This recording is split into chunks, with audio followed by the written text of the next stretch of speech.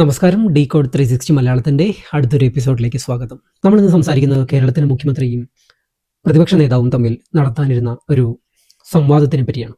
നടക്കാതെ പോയ സംവാദം. അതെ, മുഖ്യമന്ത്രി തന്നെയാണ് ആദ്യം സംവാദത്തിന് വെല്ലുവിളിച്ചത്. ശ്രീ വി ഡി സതീശൻ പ്രതിപക്ഷ നേതാവ് അത് ഏറ്റെടുത്തു. അദ്ദേഹം സമയവും അറിയിച്ചാൽ 24 മണിക്കൂർ മുമ്പ് അറിയിച്ചാൽ അവിടെ എത്താമെന്ന് പറഞ്ഞിട്ട് മുഖ്യമന്ത്രി പിറ്റേ ദിവസം അതിൽ നിന്ന് പിന്മാറുകയാണ് ചെയ്തത്. ഞാൻ നേരിട്ടല്ല, ഫേസ്ബുക്കിലൂടെയാണ് സംവാദം ചെയ്യാൻ ആഗ്രഹിക്കുന്നതെന്നാണ് മുഖ്യമന്ത്രി ഇപ്പോൾ പറയുന്നത്. അതെന്തും ആകട്ടെ, അതെല്ലാം ഓരോരുത്തരുടെ താല്പര്യങ്ങൾ, അല്ലെങ്കിൽ അവർക്ക് ഇണങ്ങുന്നതിനനുസരിച്ച് അതെല്ലാം ചെയ്യാവുന്നതാണ്. പക്ഷേ കഴിഞ്ഞ കുറേ ദിവസങ്ങളായിട്ട് ഇവിടെ ഈ നടന്നുകൊണ്ടിരിക്കുന്ന വാഗ്വാദങ്ങൾ വികസനത്തെപ്പറ്റിയും, അല്ലെങ്കിൽ ഞങ്ങൾ അത് ചെയ്തു നിങ്ങൾ ഇത് ചെയ്തില്ല എന്ന് പറ്റിയുള്ള വീമ്പിളക്കല്ലുകളും ഇതെല്ലാം നമ്മൾ കാണുന്നുണ്ട്. നമുക്കിതൊന്ന് ആലോചിച്ച് നോക്കിയാൽ ഒരു കാര്യം വ്യക്തമാകുന്നതാണ്. ഇവരെപ്പോഴും ചെയ്യുന്നത് ഓരോ ആളുകളെ വ്യക്തിപരമായിട്ട് ആക്രമിക്കുക. ഇപ്പോൾ വി ഡി സതീശൻ്റെ കാര്യം തന്നെ എടുത്താൽ അദ്ദേഹം എപ്പോഴും നുണയാണ് പറയുന്നതെന്ന് പറഞ്ഞു പരുത്തുകയാണ്. DYFI എല്ലാം അത് വളരെ കാര്യമായിട്ട് തന്നെ ഒരു നുണ പറയൽ മത്സരം തന്നെ സംഘടിപ്പിച്ച് അത് ജനങ്ങൾക്കിടയിലേക്ക് അടിച്ചേൽപ്പിക്കാൻ ശ്രമിച്ചുകൊണ്ടിരുന്നത് നമ്മൾ കണ്ടതാണ്. അതിനുശേഷം ഇപ്പോൾ മുതിർന്ന നേതാക്കൾ MV ഗോവിന്ദനും മാസ്റ്ററും അതുപോലെ പിണറായി വിജയനും അടക്കം എല്ലാവരും ഈ ഒരേ ആക്ഷേപവുമായിട്ട് ഇറങ്ങിയിരിക്കുകയാണ്. ഇവർ വ്യക്തി ഹത്യയല്ലാതെ ഇവർക്ക് എന്താണ് പറയാനുള്ളത്? ഇവർ ഈ ഇടതുപക്ഷ മുന്നണിയുടെ എപ്പോഴത്തെയും നിലപാട് ഇത് തന്നെയല്ലേ? ഇലക്ഷൻ വരുന്നു. കഴിഞ്ഞ 10 വർഷം കേരളം ഭരിച്ച സർക്കാർ എന്ന നിലയിൽ ഇവർക്ക് ഇവരുടെ വികസന നേട്ടങ്ങൾ എടുത്തു പറയാനായിട്ട്, അല്ലെങ്കിൽ അത് ജനങ്ങൾക്ക് മുന്നിലേക്ക് വച്ചിട്ട് ഈ ഇലക്ഷൻ നേരിടാനായിട്ട് അവർക്ക് എന്താണ് മടി? അവർ ആരെയാണ് പേടിക്കുന്നത്? നമുക്കറിയാം, ഇവർക്ക് എപ്പോഴും ഇവർ പറയുന്നത് ഒന്നല്ലെങ്കിൽ വർഗീയ വിദ്വേഷം ഉണ്ടാക്കുന്ന കാര്യങ്ങൾ, വർഗീയ സംഘടനകളുമായിട്ട് UDF കൂട്ടുകൂടി എന്ന് പറയുമിടയ്ക്ക്, അല്ലെങ്കിൽ വ്യക്തിപരമായിട്ട് ആളുകളെ ആക്രമിക്കുന്നു. രാഹുൽ മാങ്കൂട്ടത്തിൻ്റെ കേസൊക്കെ നമുക്കറിയാവുന്നതാണ്. അത് കോൺഗ്രസിനെ വളരെ വല്ലാതെ ഉലച്ചൊരു സംഭവം തന്നെയായിരുന്നു. പക്ഷേ അതൊരു വ്യക്തിപരമായ ഒരാളുടെയുമാണ്. അദ്ദേഹം എന്തായാലും കുറ്റം ചെയ്തിട്ടുണ്ടോ ഇല്ലയോ എന്ന് നമുക്കറിയത്തില്ല.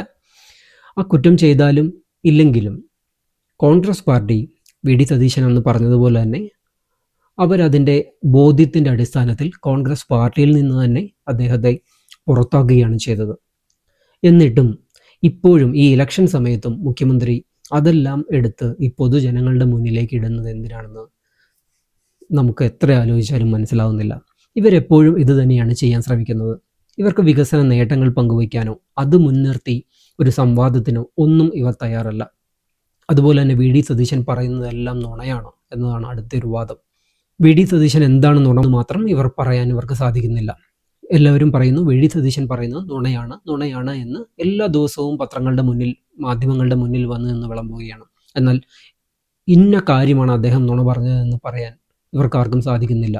അങ്ങനെ പറഞ്ഞാലല്ലേ ഓപ്പോസിറ്റ് നിൽക്കുന്ന ആൾക്ക് അത് തിരുത്താനുള്ള അവസരം കിട്ടൂ. അപ്പോൾ വികസനം മുൻനിർത്തിയുള്ള ചർച്ച പോലും ഇവർ ഭയക്കുകയാണ്. ഇവരിപ്പോഴും വലിയ വീമ്പായി പറയുന്നത് വിഴിഞ്ഞം പദ്ധതി ഇവർ നടപ്പിലാക്കി, അതുപോലെ ഗെയിൽ ഗ്യാസ് പൈപ്പ് ലൈൻ നടപ്പിലാക്കി, അതുപോലെ ദേശീയപാത വികസനം മുഴുവനാക്കി. ഇതെല്ലാമാണ് പറയുന്നത് കഴിഞ്ഞ 10 വർഷം കൊണ്ട് നേടിയത്. എന്നാൽ നമുക്കറിയാം, ഈ വിഴിഞ്ഞം പദ്ധതി തന്നെ ഉദാഹരണമായിട്ട് എടുത്താൽ, ഈ വിഴിഞ്ഞം പദ്ധതി ഇന്ന് ഈ കേരളത്തിൽ നടപ്പിലായിട്ടുണ്ടെങ്കിൽ അതിന് ഒരേ ഒരു ഉത്തരവാദിയുള്ളൂ. അത് ശ്രീ ഉമ്മൻചാണ്ടിയും അന്നത്തെ UDF സർക്കാരുമാണ്. അദ്ദേഹത്തിൻ്റെ കഠിന പരിശ്രമത്തിൻ്റെ ഭാഗമായിട്ട് മാത്രമാണ് ശ്രീ അദാനി ഗ്രൂപ്പ് ഈ തുറമുഖം നടത്തിപ്പ്, അല്ലെങ്കിൽ ഇത് നടത്താനുള്ള കോൺട്രാക്റ്റ് ഏറ്റെടുക്കുകയും അതുപോലെ ഇത് മുന്നോട്ട് പോയതും. അന്ന് വലിയ കടൽ കൊള്ളയാണെന്ന് ആക്ഷേപിച്ച് മുന്നോട്ട് വന്ന ഇടതുപക്ഷം ഇപ്പോൾ അതിൻ്റെ പിതൃത്വം ഏറ്റെടുക്കുകയാണ് ചെയ്യുന്നത്. അതുപോലെ തന്നെയാണ് ഗെയിൽ ഗ്യാസ് പൈപ്പ് ലൈൻ. അതും UDF സർക്കാരിൻ്റെ കാലത്ത് തുടങ്ങി വെച്ചതാണ്. പക്ഷേ അന്ന് ഈ ഇടതുപക്ഷമാണ് അതിനെതിരെ സമരം ചെയ്ത് ആ പദ്ധതി നിർത്തലാക്കിച്ചത്. അതുപോലെ തന്നെ ദേശീയപാത വികസനം, അത് കേന്ദ്ര ഗവൺമെൻറ്റിൻ്റെ പദ്ധതിയാണ് എങ്കിൽ പോലും ഇവരതിൻ്റെ പിതൃത്വം അതും ഇവർ ഏറ്റെടുക്കുകയാണ് ചെയ്തത്. അവസാനം ഈ ദേശീയപാത പലയിടങ്ങളിലായിട്ട് ഓരോ ദിവസവും ഇടിഞ്ഞു വീഴുന്നത് കണ്ടപ്പോൾ അതിൻ്റെ ഉത്തരവാദിത്തം ഏറ്റെടുക്കാനോ അപ്പോൾ റീലെടുക്കാനോ ഒന്നും ആരും ഇവിടെ തയ്യാറായില്ല എന്നതും നമ്മൾ കണ്ടതാണ്. അപ്പോൾ ഇതുപോലെയുള്ള യാതൊരു വിധത്തിലുള്ള വികസനവും ഇവർ നടത്തിയിട്ടില്ല എന്നുള്ളതാണ് വസ്തുത. അപ്പോൾ ആ വസ്തുതകൾ മറച്ചു വയ്ക്കാൻ വേണ്ടിയിട്ടാണോ ഇത്തരം നുണകൾ ഇവർ ആവർത്തിക്കുന്നത് എന്നാണ് നമുക്ക് മനസ്സിലാകാത്തൊരു കാര്യം.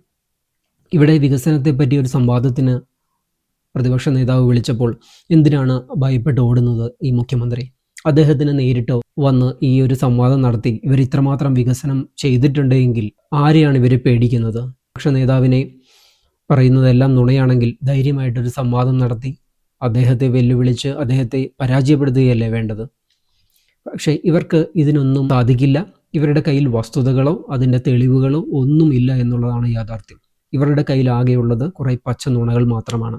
ഈ പച്ച നുണകളും വർഗീയ ദ്വേഷവും വിളമ്പി എങ്ങനെയെങ്കിലും 4 വോട്ട് കീശയിലാക്കുക, വീണ്ടും ഒരു ഭരണം കിട്ടുമോ എന്ന് നോക്കുക എന്നത് മാത്രമാണ് ഇവരുടെ ലക്ഷ്യം. ഇതിലെ ജനങ്ങൾക്ക് ഇതെല്ലാം മനസ്സിലാകും.